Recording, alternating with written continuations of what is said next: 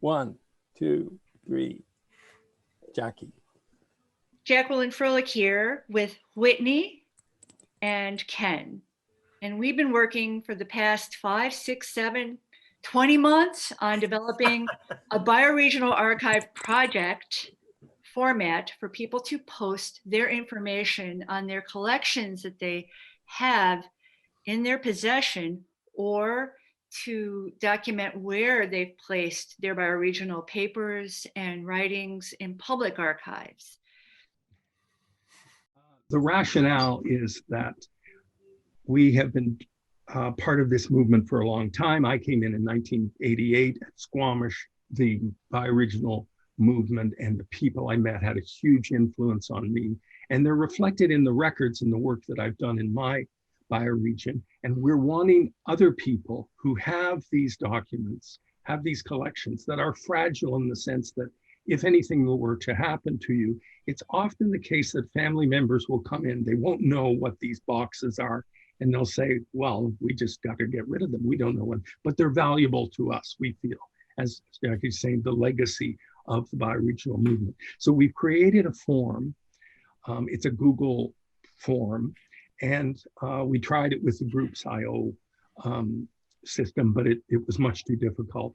And so we think this is pretty easy. There's about 15 questions that you can answer. And if you do this, then that helps to show other people who are also filling out the form and other people who want to see this database, what exists out there, where it is, and how they might get to it. Ken?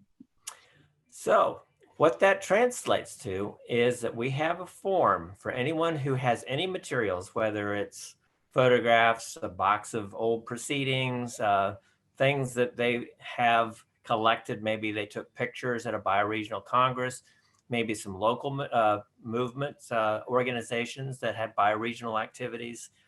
Any of that is of valuable importance because it's primary material. And this is the stuff through which the organization or the movement defines itself.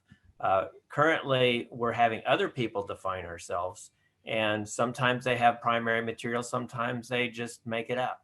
Okay, well, this is the real stuff, and that's why it's important for us to document that. And so what we're doing is we're asking you, there's going to be a form that it's a very simple form. It has a list of questions. It talks about your name, the kind of materials you have, those kinds of information that kind of summarizes what's in that box or what are in those boxes. And if you have an archive already with a local group, whether it be a university or a historical society, we want to know about those too, because those are going to be essential for us to kind of centralize access to these materials. And so we ask that you check our, at the bottom of the comment section here, we'll have links. And also we're going to be sending out information in a couple of different formats, letters that talk about the process that you would go through. In the long run, we also, there's a wonderful organization called archives.org. And that is a great free permanent way to digitize and upload our collections. And so we're going to be accessing that as well. So that is one of the things that we can send you information about. In exchange for your information, we will be sending you back a packet. One of the things that we think would be really valuable is if you have that box of materials in the basement, we're going to give you something to print out and stick on that box so that when your kids or grandkids or somebody's going through it and trying to figure out what to save, what to pitch, it'll have contact information on who to get a hold of so that we can take a look at this stuff. And it may be something that we don't have any other copies of. So this would be great for us to just lay that piece of paper on that box so that it won't get pitched. Or, they'll read that before they pitch it at least, right? So check it out. We hope that you will join us. Okay, thanks. Thank you.